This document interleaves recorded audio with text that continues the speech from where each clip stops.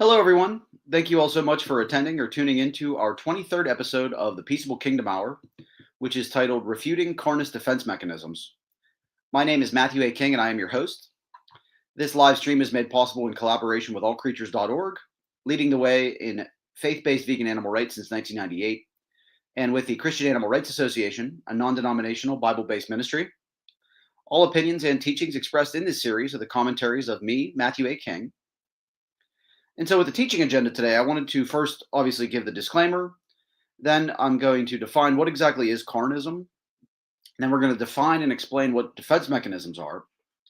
And then we're going to recognize and refute certain defense mechanisms that you may be familiar with, like humor, distortion, reaction formation, denial, intellectualization, repression, regression, suppression, projection, displacement, avoidance, acting out, rationalization, passion, passive aggression, fantasy, compensation, disassociation, and aim inhibition. And then we're also going to use a format that's, I'm going to go through a situation, and then it's going to be what the Carnist response would be, recognizing which defense mechanism that is, and then the response that you would give in return. And then I'm going to talk about also how we have defense mechanisms as well as activists, like altruism, undoing, and sublimation.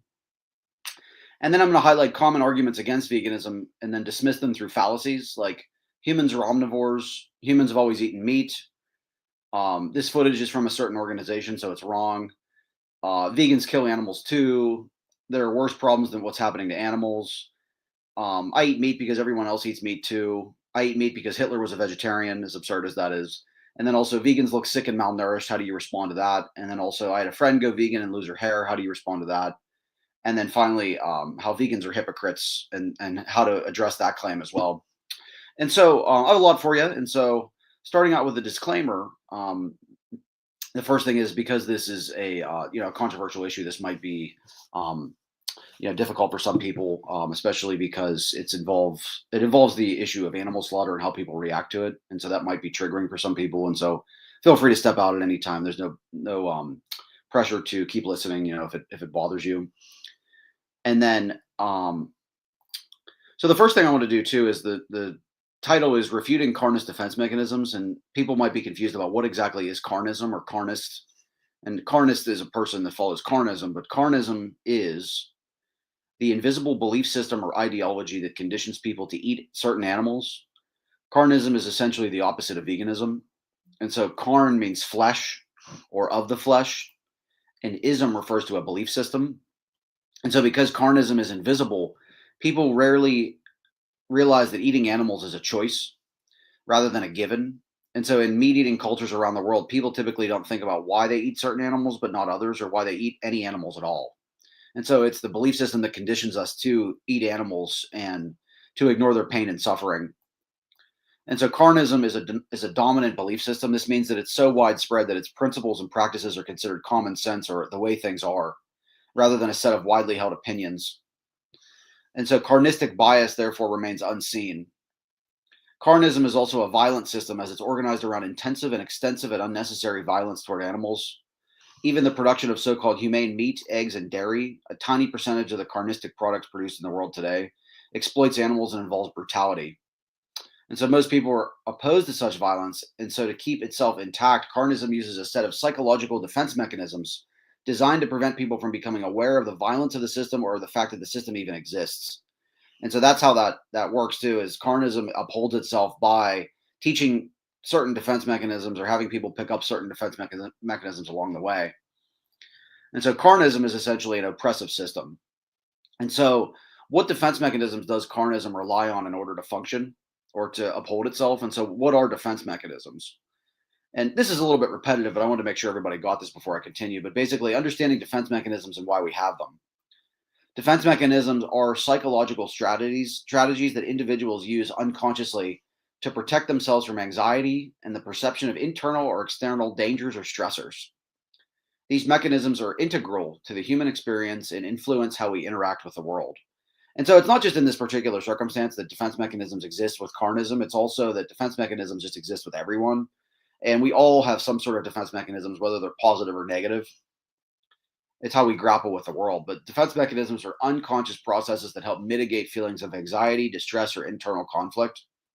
They operate by distorting reality and helping individuals avoid unwanted thoughts or emotions. The concept of defense mechanisms was first introduced by Sigmund Freud, who's known as the father of, or the grandfather of psychology, the father of psychoanalysis, and has since been expanded upon by various psychologists to include a broad range of strategies. And how defense mechanisms work. Defense mechanisms operate at an unconscious level to ward off unpleasant feelings and thoughts. According to Freud, the ego uses these mechanisms to balance the demands of the id, superego, and reality. And so, just for background too, you might be familiar with it from high school or college psychology, but the superego is, or I'm sorry, the id is our basic human drives, or like what we desire without conscious thought, and then the superego is our higher self, and then the ego tries to balance between the two. And so that's why we get a lot of these defense mechanisms is people want to be good, but they're unable to because of their nature or because of they don't want to oppose culture, and so they balance that with the ego. And so the example I always use is the superego says, we should be vegan, we shouldn't harm animals for food. It says, well, I like, and culture tells me that I need to eat meat in order to be accepted. And so the ego balances that out by saying, well, I'm going to eat meat, but I'm going to make sure that it's only from animals that are raised humanely. It's like an automatic ego response that people do. So it tries to balance those two needs. And so this balancing helps maintain psychological equilibrium and manage internal conflicts. Why we use defense mechanisms exactly, and defense mechanisms, this might be a little bit repetitive, defense mechanisms serve as psychological shields that protect the mind from feelings of anxiety and guilt. They are normal and necessary for coping with life stressors. However, reliance on maladaptive defense mechanisms can hinder emotional growth and lead to interpersonal conflicts. Defense mechanisms are an integral part to navigate life's challenges, and while they serve to protect us from psychological distress, it's important to remain aware of when they might hinder personal growth and relationships. By understanding and managing these mechanisms, we can foster emotional resilience and healthier interactions with ourselves and others. This journey towards self-awareness and growth is essential for achieving well-being and fulfilling relationships.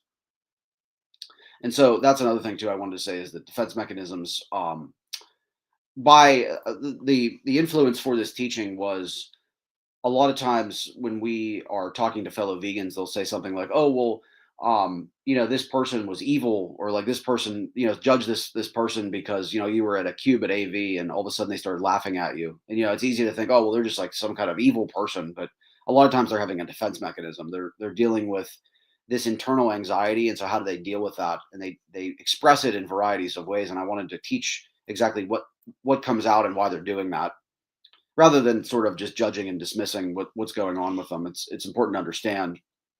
And then this other source too, it says, what are defense mechanisms? Defense mechanisms are unconscious psychological strategies that individuals use to cope with anxiety and protect themselves from stress or internal conflicts.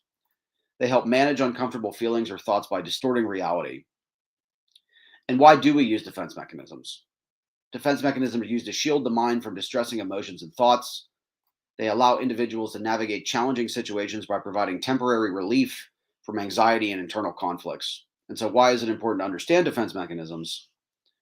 This is a little bit repetitive, but I just want to make sure you got it. Understanding defense mechanisms enhances self-awareness and emotional intelligence. It helps individuals recognize patterns in their behavior and make conscious choices about how to cope with stress and anxiety. And can defense mechanisms be changed? Yes, with self-awareness and effort, individuals can modify their use of defense mechanisms. Therapy can be particularly helpful in identifying and changing maladaptive patterns, allowing for healthier emotional responses and coping strategies. And so that was the summary basically of why defense mechanisms happen and why they're important to recognize. And also, most of all, they're changeable when you recognize them in yourself.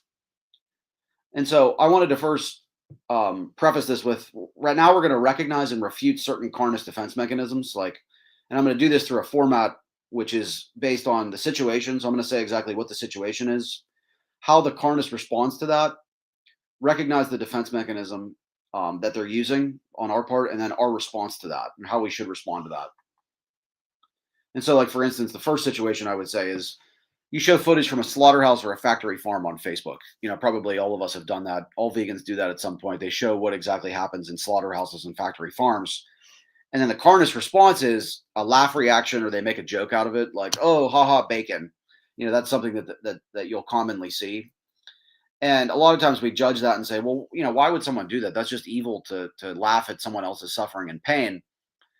But recognize the defense mechanism. What is that defense mechanism? That's known as humor. And so what I typically respond with that is on Facebook or something like that. I always say you're experiencing a defense mechanism right now known as humor, which is utilized to avoid facing the reality that your actions are inconsistent with your values. If you can make light of a serious problem, it relieves you of responsibility to fix it. And that's why we laugh at things too, is because if we can make a joke out of something subconsciously, then it relieves us of responsibility to do something about it. And the description: as a defense mechanism, humor decreases the anxiety associated with a situation by pointing out something funny or ironic. And even though it's not funny at all, they do that because it's an easy defense mechanism. And then another defense mechanism, Instagram. And the Carnist response is, you've probably heard this one: plants feel pain too, and so no matter what you eat, you're causing harm, right? People will always say that about, oh, well, this animal might be suffering, but what am I supposed to eat? Because plants also pain. So what am I? And then recognize this defense mechanism. That's what's known as distortion. And so how you respond to that, one of the ways that we perpetuate harming animals, even though we don't have to, is by bringing them down to the level of plants. It's a defense mechanism known as distortion. Everyone knows that chopping off a tree limb is not the same as cutting off a live dog's leg. And that's what I usually say too, is they'll say like, oh, well, there's studies that plants feel pain, but it's like, but that's not actually true. And it's categorically different. This pain, because they don't have a brain like animals do. And so it's like, if cutting off a live dog's leg is almost universally illegal. And so is chopping off a tree limb, is that the same thing as doing that? Is chopping off a live dog's leg? Of course not. That's totally ridiculous. And very rarely will you have somebody say that, yeah, that's the same thing. I think maybe once or twice I've had that. And then it's like, I always respond, well, are you saying that it should be illegal to cut off a tree limb? And then they have to go full absurdity and won't admit that. But the description of distortion, it involves a person believing something to be true when it is not. In some cases, distortion can protect a person from the uncomfortable reality of a situation. And that's what they're trying to do, is they're uncomfortable with the fact that they're paying for animals to be killed. And so how do you reconcile that? You distort reality. And so another situation that you might have is you show a picture of pigs locked inside gestation crates on Facebook. And gestation crates are, the pig is, the mother pig gives birth in these gestation crates, and they're forced to lay there for a number of days to weeks. And so the Carnist response: this picture just made me hungry for bacon. They'll say something like that. There's these pigs locked in gestation crates, and then someone says, bacon, or, oh, this made me hungry for bacon. I think I'll go make some. They'll say something like that. And so it's important to recognize the defense mechanism, which is reaction formation. And how you respond to this is, you're making a defense mechanism known as reaction formation. It's where our conscience gets twinged, and instead of following it, we lash out by doing the opposite toxic behavior. And so that's really what reaction formation is too, is that your mind says, oh my gosh, this is wrong, I can't support this. But then you try to stuff it down, and then you say, oh, well, bacon, haha, I'm going to go make bacon. And so you try to stuff it down and then do the opposite of what your conscience is telling you.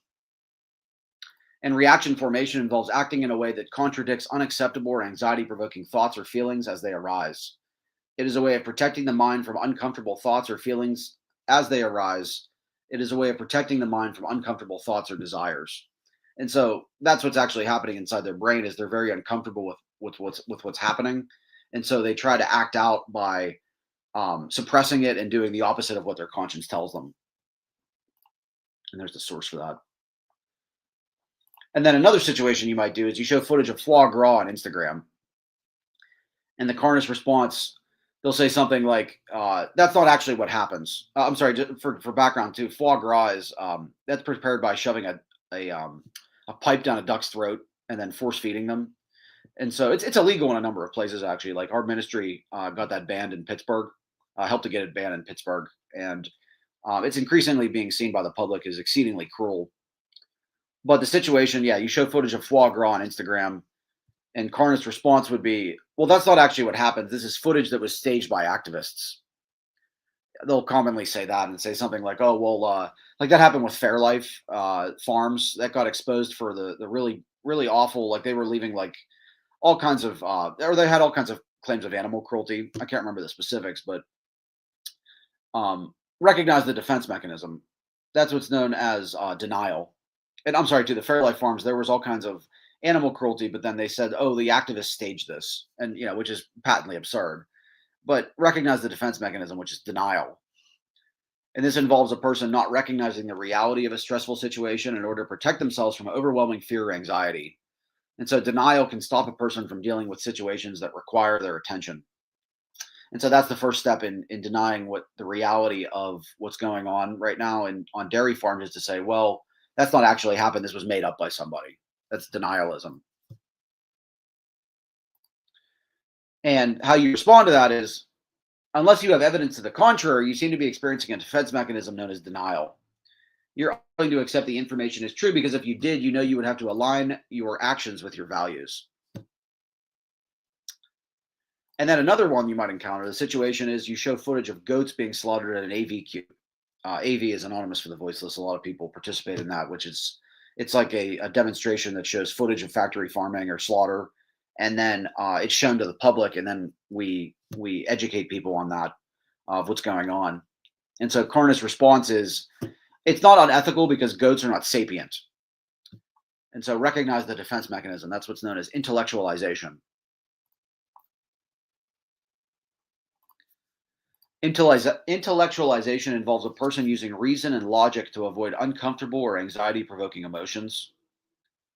And put another way too, because there's not necessarily anything, there's not anything wrong with using reason and logic, but the problem with intellectualization is it works to reduce anxiety by thinking about events in a cold and clinical way.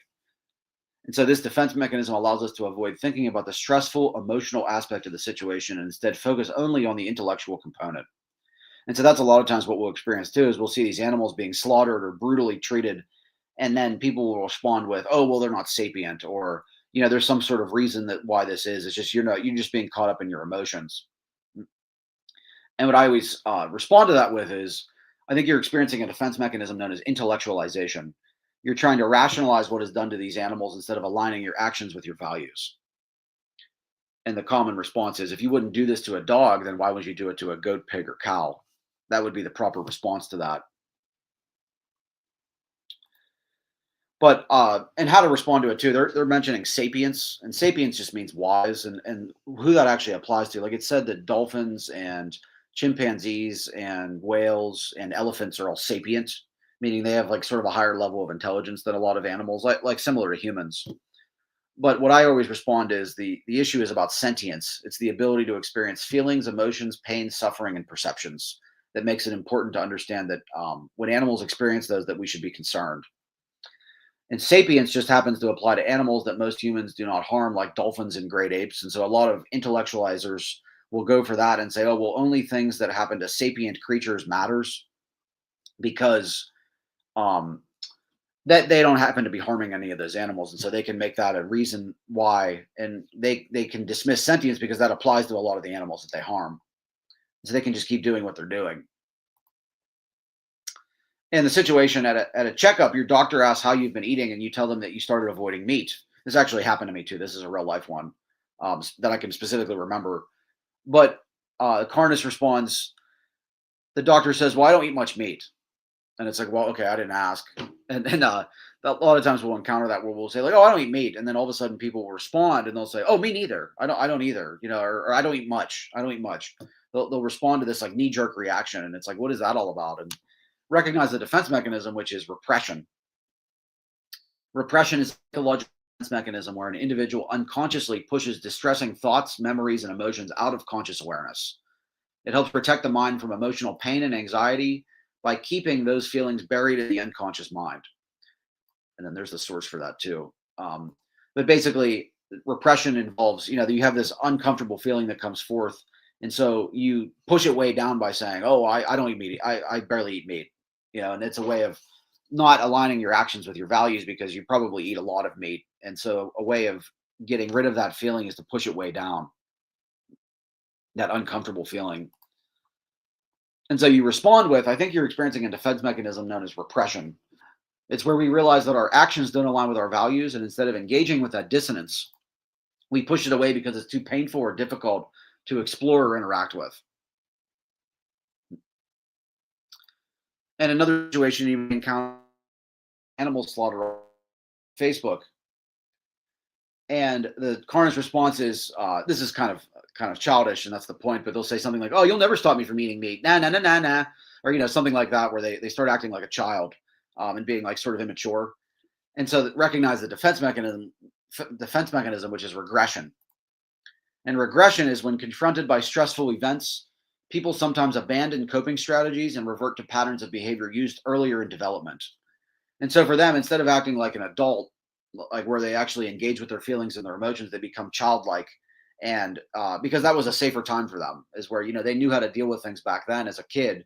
And so you become a child again, basically, and start acting like a child in order to dismiss things. And there's the source for that, by the way. But your response is, I think you're experiencing a defense mechanism known as regression. When we are confronted with footage that makes us aware of how our actions don't align with our values, we sometimes revert to acting like a child to help soothe the dissonance and hypocrisy we feel, so that we don't have to do the adult thing and figure out how to properly align our actions with our values. And then another situation you might encounter, the situation you're holding a television set in an AV demonstration, which is common.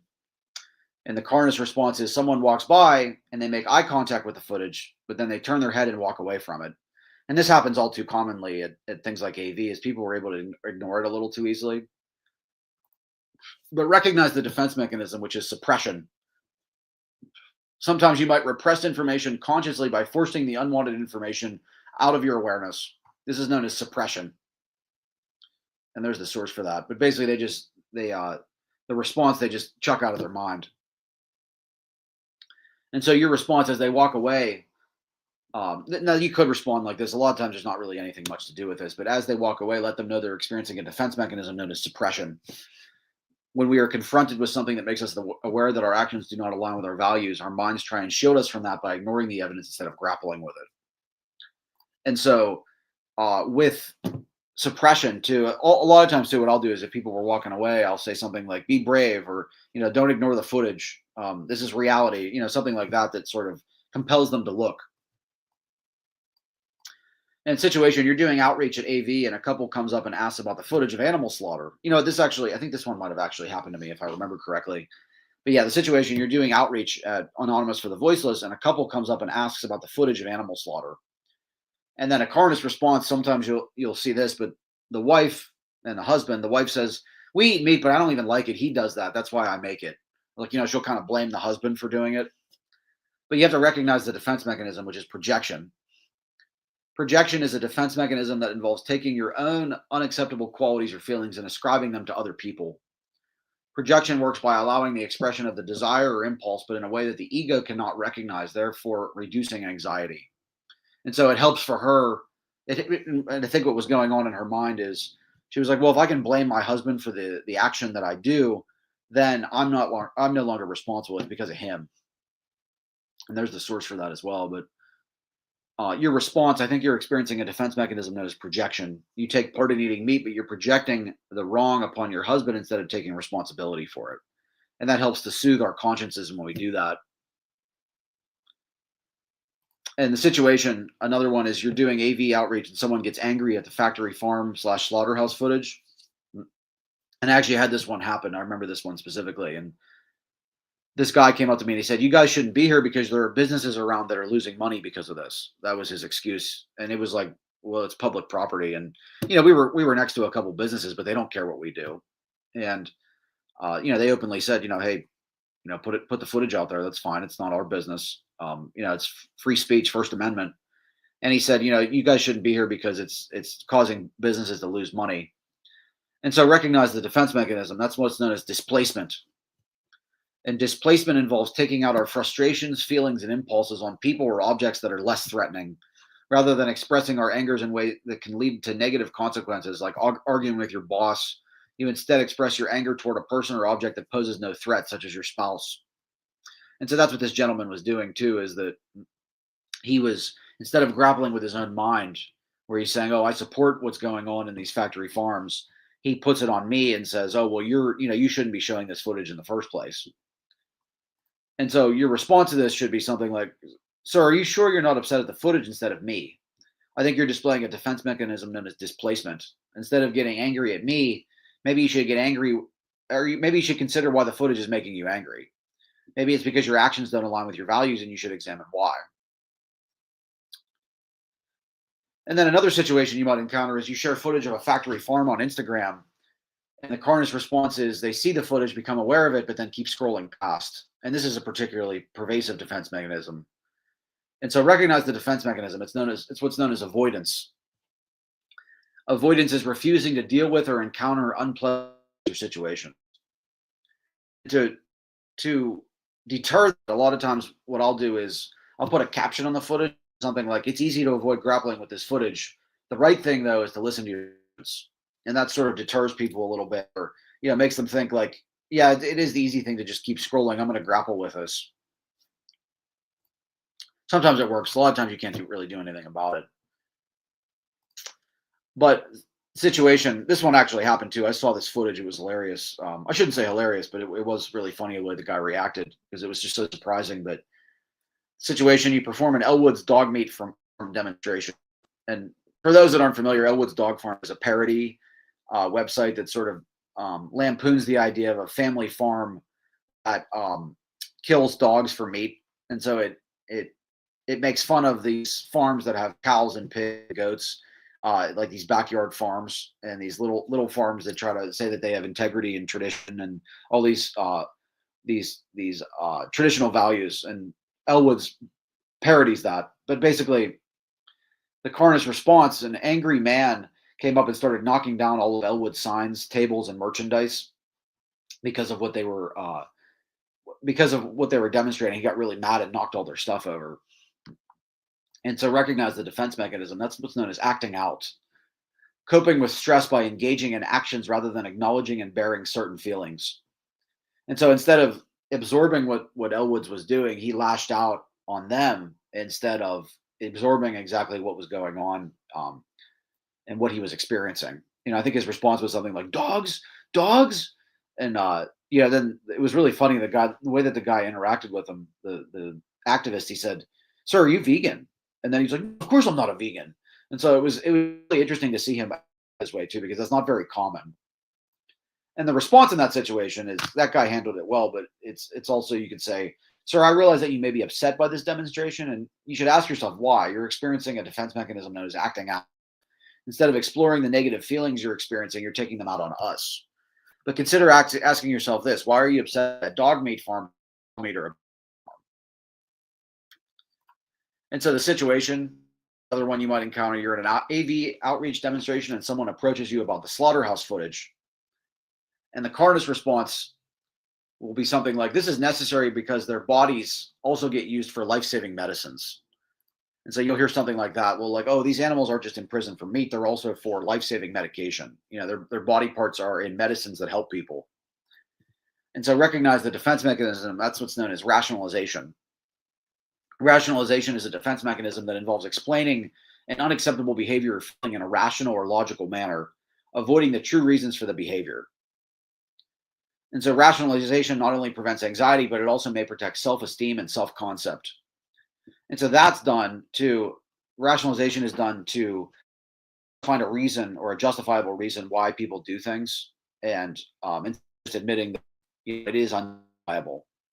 And I had that happen recently too. I was speaking at a city council in San Diego meeting, and it was about rodeo, and a lot of people were bringing up the idea that rodeo is animal cruelty and hurting animals for entertainment. And then we had one gentleman say, "Well, it's not actually for entertainment, it's for education."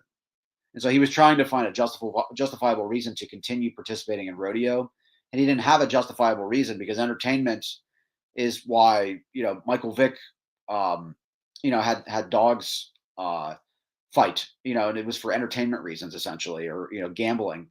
And so entertainment is not a reason to justify hurting animals. And so he had to conjure up an idea of why he would possibly defend this. And he said it was for education.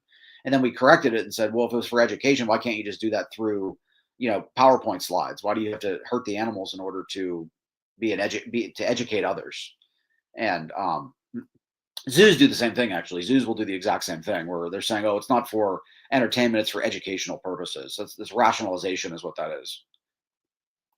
And so your response to a carnist saying this is you're trying to rationalize your behavior about the medicines. Virtually any chemical can be made synthetically and does not require the slaughter of animals. For instance, insulin used to be made from pig and cow pancreases, but now it's made synthetically in a lab. And so the real reason for slaughterhouses is because people demand meat they have no biological need for. And another situation you may see footage of a factory farm on Facebook. And the carnist behavior is, oh my gosh, vegans never shut up about this. And so what is that defense mechanism? You might see that one a lot. And it's recognize the defense mechanism. That's what's known as passive aggression. It's indirectly expressing anger. And so your response should be something like, are you upset at me for showing the footage? Shouldn't you be upset with yourself for causing it or your culture? And so they're acting out against you when they really are just mad at themselves, and they're passive aggressively expressing themselves rather than turning that inward toward themselves. And then another situation, you show footage of a factory farm on Facebook, and the carnist response is, animals don't feel pain like humans do. That's one you might commonly see. And recognize the defense mechanism. That's what's known as fantasy. And so fantasy is avoiding reality by retreating to a safe place within your mind. When something in your life is causing anxiety, you might retreat to your inner world where the cause of the stress cannot harm you. And how I would respond to that is you're resorting to fantasy. There are 2,500 studies that show animals are sentient, just like humans are. And so, just like we wouldn't treat humans this way, we shouldn't treat animals that way either. And sentience is the ability to feel pain, suffer, and experience perceptions, emotions, and feelings. And there's a source for that as well. And then I had a comment come through too. Johnny Rose said, I was told that I give Christians a bad name because I was pointing out that killing animals is cruelty. That's insanity. Yeah, giving Christians a bad name. The only logical response to that is that Christians that justify killing animals are giving Christians a bad name. I think they're probably projecting onto you. Actually, that's probably what that was, Johnny. But yeah, thanks for the comment too. That was a good share. But other defense mechanisms that carnists do that you may not see, like some defense mechanisms actually might happen a lot later. They often do these after they engage with you, and there's not really anything you can do about this. But for the sake of being comprehensive, I wanted to talk about this. But a situation is you inform people of factory farming on Instagram, but the carnist response is they see the footage and feel guilty about it. But instead of changing their habits, they start putting money and effort into helping dogs and cats through rescue and charity. And you'll see this a lot too, like with people, is they'll say like, oh, well, I eat meat, but I help out dogs and cats like all the time. And they're trying to justify what they're doing. And what that defense mechanism is what's known as compensation or overcompensation.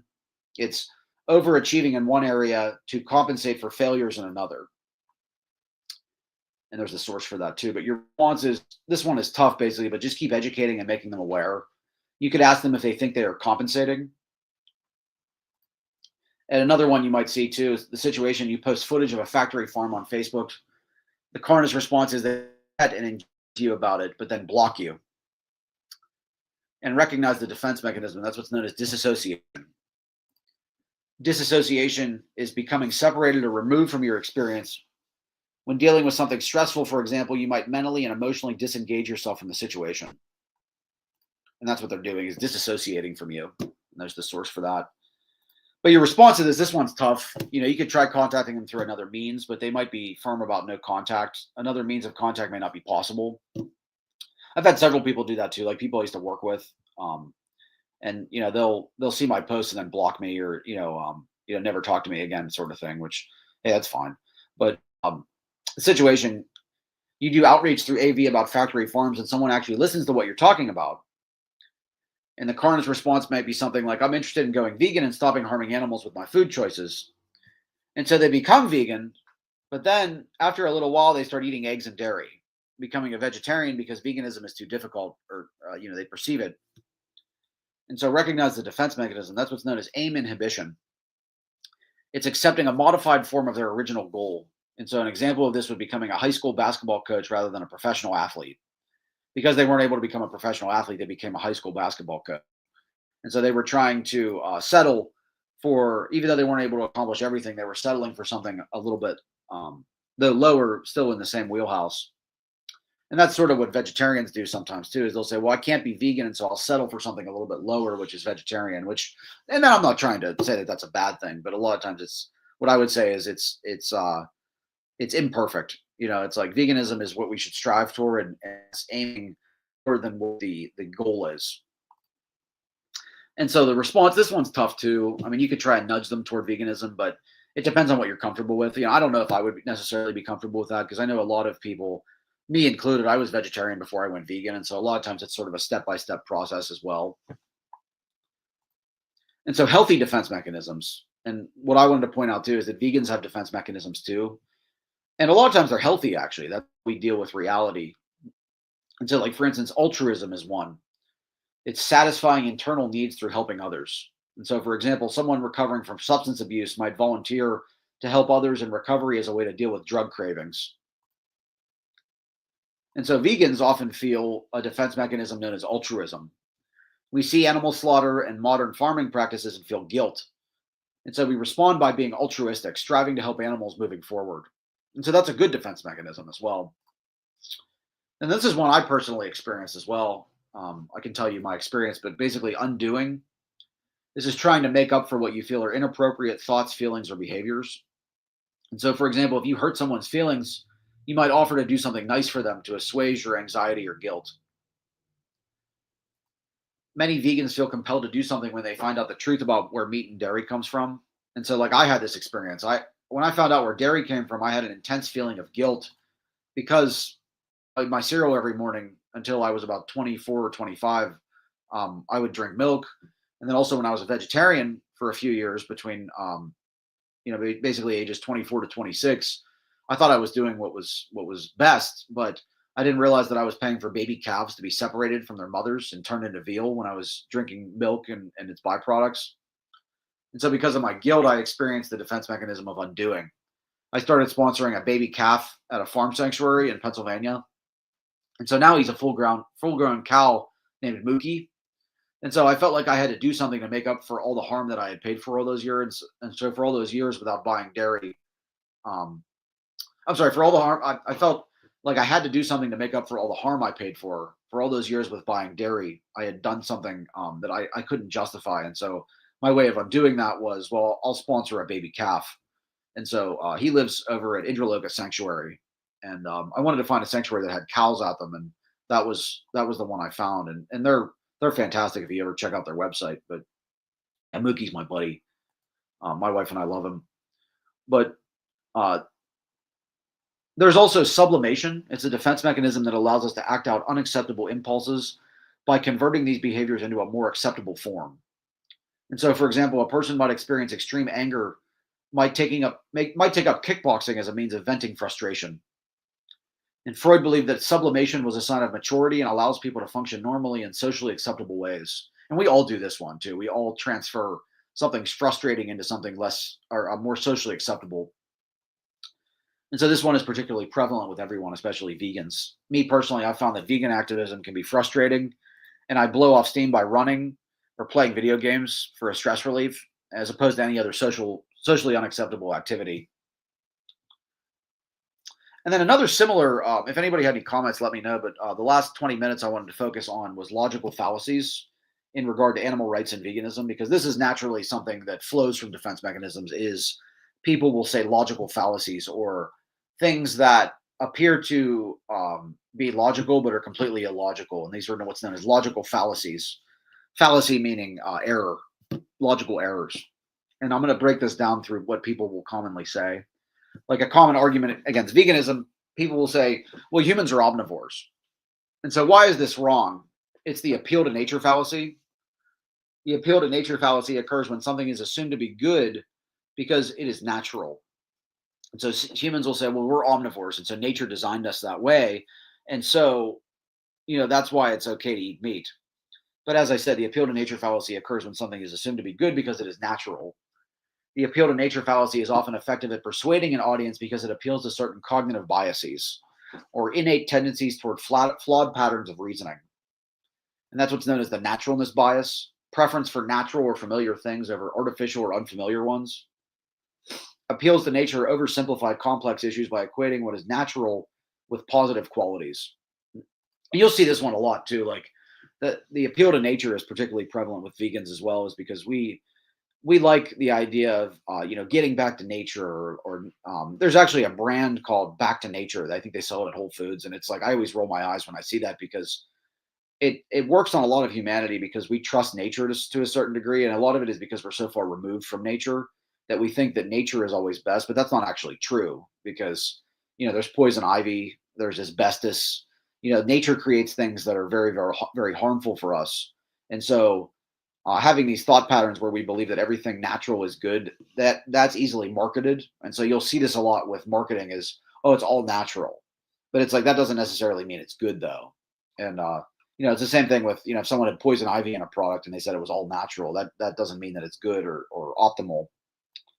And so how I respond to humans or omnivores is, that's an appeal to nature fallacy. Just because nature designed it that way doesn't make it right or ethical.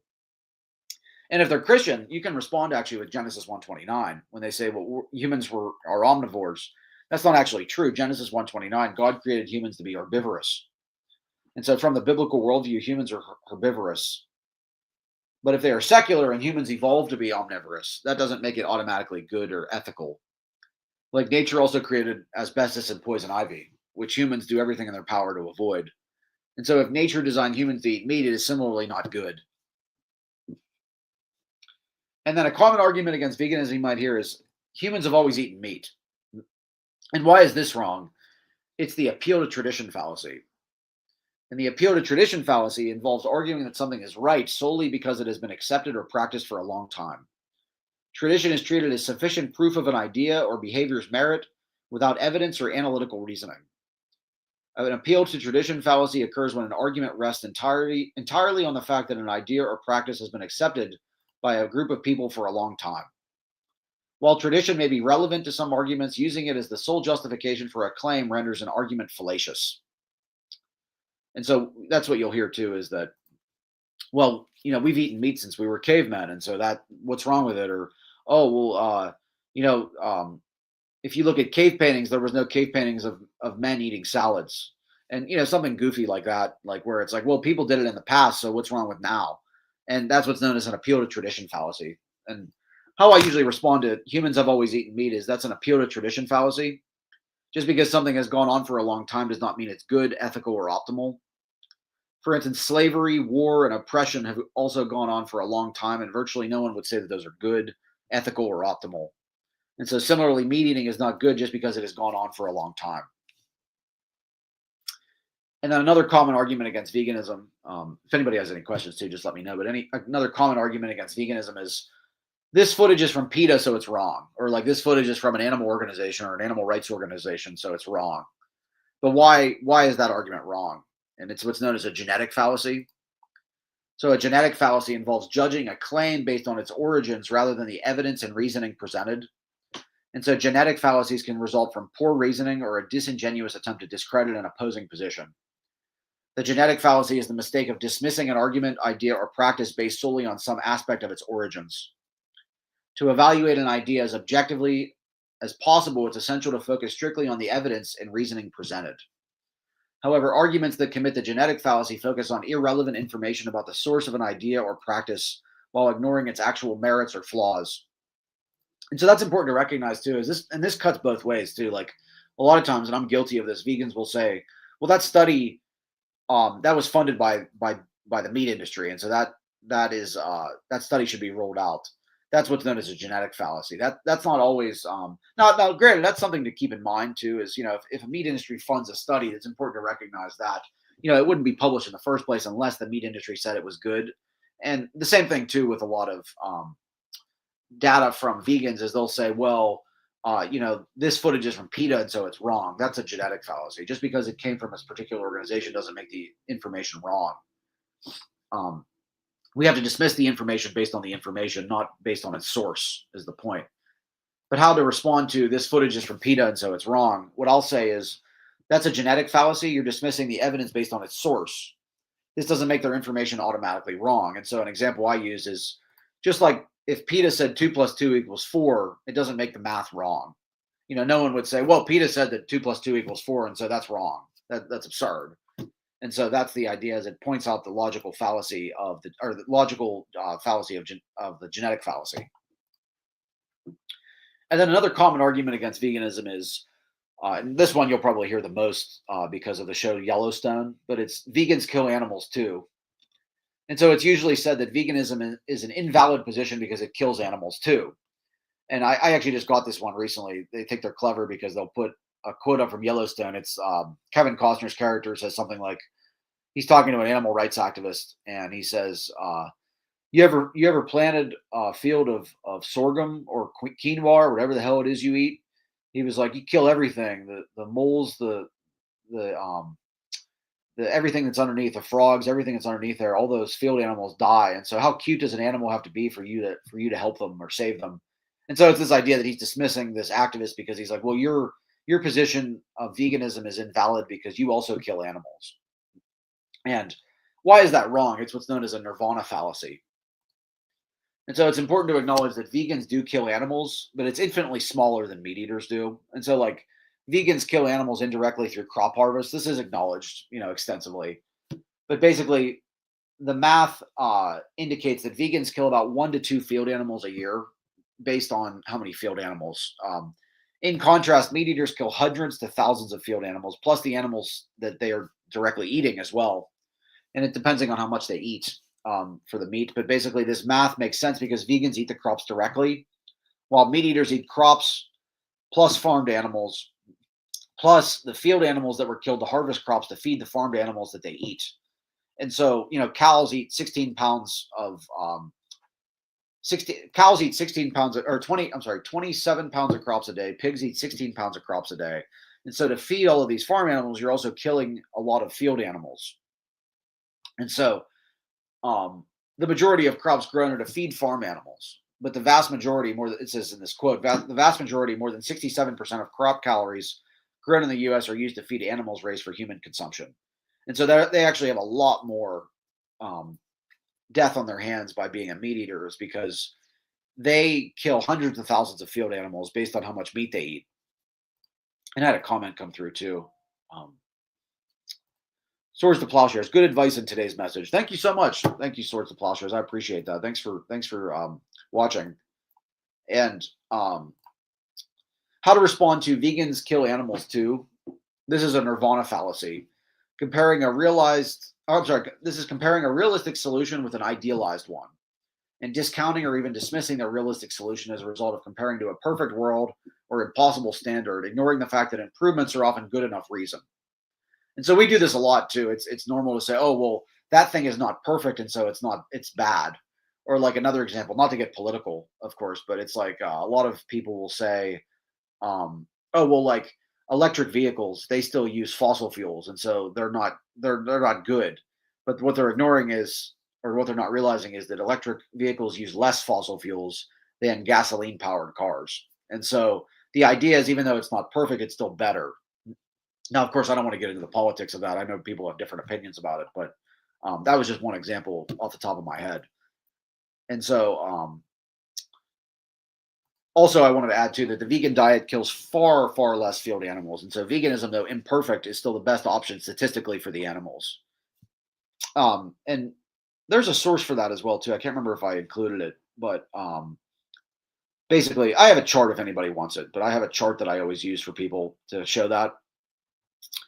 And then another common argument against veganism is there are worse problems than what is happening to animals right now. Johnny Rose commented, that's the Ted Nugent and Joe Rogan argument. So ignorant. Right. And that's exactly right. That's what's known as a nirvana fallacy. Yeah, and that's easily dismissed as well too. And they usually don't have anything to say about that too. That usually shuts them up pretty good. But yeah, there are worse problems than what is happening to animals. And why is this wrong? It's what's known as an appeal to relative privation fallacy, or I often just say it's also known as an appeal to worst problems fallacy. You'll hear this a lot is that people will say, oh, well, there's worse things. Like, for instance, I've been attacking rodeo a lot lately, and people will say, oh, well, why don't you go deal with human trafficking, or why don't you go deal with like humans, like, there's all kinds of children that are starving, or, whatever reason they want to come up with. And instead of dealing with rodeo. And so the fallacy of relative privation rejects an argument by stating the existence of a more important problem. The existence of such a worse issue, the fallacy insists, thereby making the initial argument irrelevant. This fallacy is also known as the appeal to worse problems or not as bad as fallacy. And how to respond to this, that there are worse problems than what is happening to animals. And I always say that might be so. And so what are you doing about them? They usually aren't doing anything about them anyways. And so they're not helping animals. They're not doing anything about the problem that they mentioned. And so they're not really doing much of anything at all usually to help. It's usually just an argument to dismiss what you're saying. But you can also respond with the fact that animal agriculture is maybe unquestionably the biggest problem in the world right now because it's associated with animal cruelty, as well as climate change, pandemics, antibiotic resistance, so on and so forth. All the problems down the list. And it's like, I'll quote Jonathan Safran Foer from his book, Eating Animals. He said, factory farming, of course, does not cause all of the world's problems, but it is remarkable just how many of them intersect there. And it's so true that, animal agriculture may be the biggest problem that the world is experiencing right now. Certainly contributes to the most amount of death and suffering. But finally, I often say that even if there was a worse problem, it doesn't mean that humans can't work on multiple problems at the same time. We can work on helping animals and humans. Collectively. And also, that's really what vegan activism as well is that it's helping both humans and animals. And also the worst problems fallacy is also problematic because it's based on subjective opinion. There's nothing objective about it because what someone might perceive as a worse problem might not be a worse problem to somebody else. And so it's very subjective. And then this one you'll probably hear a lot too, or indirectly they'll say something like, I eat meat because everybody else eats it too. And so why is this wrong? It's what's known as a bandwagon fallacy. The bandwagon fallacy is also sometimes called the appeal to common belief or appeal to the masses because it's all about getting people to do or think something because everyone else is doing it or everyone else thinks this. Just because a lot of people think something or do something, that does not mean it's right or good to do. And so the example that this source says, it says, for example, in the 16th century, most people believed that the earth was the center of the universe. Of course, believing that did not make it true. Think about what your parents asked you when you insisted that everyone was doing something that you were not getting to do. If every one of your friends jumped off a cliff, would you? And that's important to notice too, is that, like in high school, I remember like Pokemon was like all the rage when I was a kid. And, if I would have went to my parents, I never really participated in it, but I can imagine me being like, oh, I want, like a Pokemon set. And my parents would probably say something like, why? And they would be like, well, because everybody else is doing it. And it's like, well, that's not a good enough reason. And that's because it's a bandwagon fallacy. And there's a source for that as well. And how to respond to, I eat meat because everyone else does it, because everyone else eats it. That is a bandwagon fallacy. Just because a majority do something does not make it true or ethical. For instance, most people before 1800 had no moral problem with slavery. And as the old idiom goes, if everyone was jumping off a bridge, would you? And then this one is probably the most absurd. The common arguments against veganism. I eat meat because Hitler was a vegetarian. I don't know if you've ever heard this one. I've heard this maybe 2 or 3 times in the last, what is it now, 8 years. And so why is this wrong? Believe it or not, it's what's known as an ad Hitlerum fallacy. The ad Hitlerum fallacy is committed when you argue that a thing is necessarily evil if it was also done by Adolf Hitler or Adolf Hitler. And there's the source by that. And the other thing is too, what I often question was Hitler actually a vegetarian? And there's conflicting reports about that. Like John Lukács, he's an author of Hitler of History. It's a book. He says that the German leader was mostly a vegetarian, especially after 1938 when Hitler began to worry that his health was failing. And then also Rin Berry, there's conflicting. He says Rin Berry wants to set the record straight about Adolf Hitler. He said there's absolutely no evidence that he was a vegetarian. It simply isn't true. According to his research, while Hitler for the most part followed a vegetarian diet, most of his favorite treats were liver dumplings, ham, and caviar. And so you can't be a vegetarian and eat liver dumplings. Barry asserts that propaganda chief Joseph Goebbels furthered the notion of Hitler as a strict vegetarian to make the ruthless dictator seem like an ascetic without vices who neither drank nor smoked nor ate meat and was devoted above all to his people. And so there's an element of truth to that too that I think is probably mostly propaganda because he was vehemently against cigarettes, which isn't a bad thing, and he was also against he didn't drink or didn't eat meat either. And he did seem to be sort of conscious about his health, and I don't know exactly what the reasoning was. I know there's different theories about he might have had syphilis, and so he had to uh, you know compensate for his health problems, and then also I also think a lot of people just like that.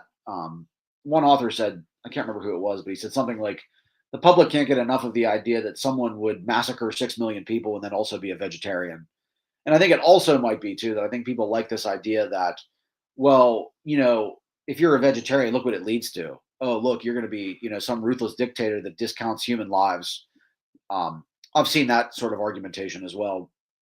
But how to respond to the absurd notion, I eat meat because Hitler was a vegetarian? First off, there's a high chance that claim is not actually true because there's a lot of conflicting evidence. Regardless, even if Hitler was a vegetarian, it's an ad Hitlerum fallacy to say that abstinence from meat is wrong just because Hitler did it, because just because Hitler did it doesn't make it automatically wrong. For instance, Hitler also had a mustache. Is Tom Selleck evil like Hitler because he has a mustache too? Of course not. Tom Selleck's a great actor. But common arguments against veganism. Another one you might see is I eat meat because vegans always look sickly and malnourished. And so why is this wrong? It's what's known as a hasty generalization fallacy. The hasty generalization fallacy, also known as the overgeneralization fallacy, is the logical fallacy of making a claim based on a sample size far too small to support the claim. A hasty generalization is structured like this. A small sample is taken from a large body of data, and a conclusion is drawn based on that small sample, then applied to the entire body of data. And so how to respond to, I eat meat because vegans always look sickly and malnourished. This is a hasty generalization fallacy. There may be vegans that look sickly and malnourished, but there are also vegan bodybuilders like Patrick Baboumian and Namai Delgado that were featured in the documentary The Game Changers. Then cite data showing the lack of chronic disease and health benefits of plant-based diets, like this one. Not to get political, but as CNN reports, a new umbrella study has found that most vegetarian and vegan diets significantly curb risks of life-threatening illnesses like cancer and cardiovascular disease, and can even prevent early death. And if the person is a Christian, you can talk about how a plants-only diet in Genesis 1:29-31 was the only diet God called very good. And so why would a diet designed by God make his people sick and weak? And then a common argument against veganism is, I eat meat because I had a friend who went vegan and then her hair started falling out. And why is this wrong? It's what's known as an anecdotal fallacy. An anecdotal fallacy is an informal fallacy where personal experience or a singular example is used to support an argument or position instead of compelling evidence. And so there's the source for that too. But how do you respond to, I eat meat because I had a friend who went vegan and her hair started falling out? That's what's you're making you're making an anecdotal fallacy, making an argument against veganism based on a single example and personal experience rather than rigorous scientific evidence. There are many reasons why your friend's hair may have fallen out, and also your friend's report may be unreliable for various reasons. And so that's important to note as well, is that just because something happened to a friend, that's what's known as anecdotal, because there needs to be a large body of data or scientific evidence to declare that this thing is true. It can't just be asserted just because, it happened to a friend of a friend. That's not a good reason. That's not logical. That's based on anecdotal information. And I've been saying that a lot too to like a lot of rodeo people lately. Is they'll say like, animals. An animal has never been hurt under my care. But it's like, well, that's nice, but you're only one person too, and there's a lot of people that have animals that they exploit for rodeos, and so you're just one example. You're not the entire experience of other people, and we would have to cite statistics to show what the actual data indicates, not just one personal report. And then I think this is the last one, but basically, common arguments against veganism is vegans are hypocrites because they use products that have animal products like cell phones and car tires. And so why is this wrong? It's what's known as a tu quoque fallacy. The two quoque fallacy occurs when someone responds to criticism by accusing the other party of inconsistency or hypocrisy. The tactic diverts attention from the original issue to an opponent's supposed failure to follow their own principles.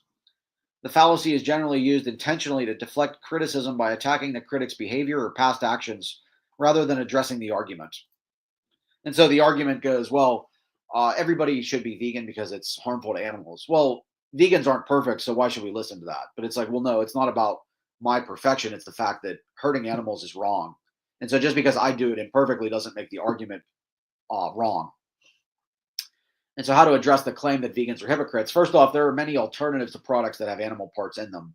Like, for instance, Oppo, they sell a vegan phone where, like a lot of it is actually the screens that come for cell phones. A lot of those have cholesterol or animal or stearic acid, some of those animal products in them, just because it's cheap. It's like a lot of phones just use it because they have all this fat left over from, animal blubber from slaughter.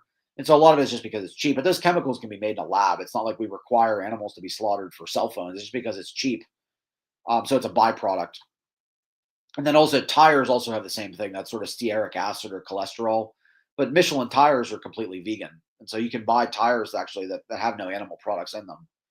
But regardless, just because a vegan isn't perfect does not make veganism somehow less ethical than carnism. You're focusing on a person's pattern of behavior. Just because someone is imperfect at it doesn't mean that the stance is not perfect or it's not optimal.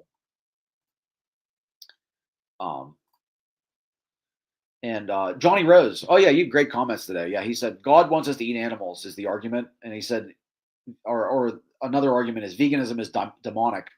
So I share them with them. Psalms 145:9. God has compassion for all that He created. This is love. God is love. Yeah, excellent point, Johnny. Absolutely, absolutely. And yeah, thank you for that. That's great. And but that's pretty much all I have. Does anybody else have any other questions too before I close out in prayer? I wanted to let everybody know too that I will be speaking today at it's called a very special Christmas celebration over at Kindred Spirits Rescue Ranch over in Pittsburgh. If you're in Pittsburgh, feel free to attend. It's right outside of Beaver. It's about an hour outside of Pittsburgh. So we're going to be heading up there for the 2:00 event, and it's sure to be good. I'll be speaking for about 5 minutes about what Christmas teaches us about humility.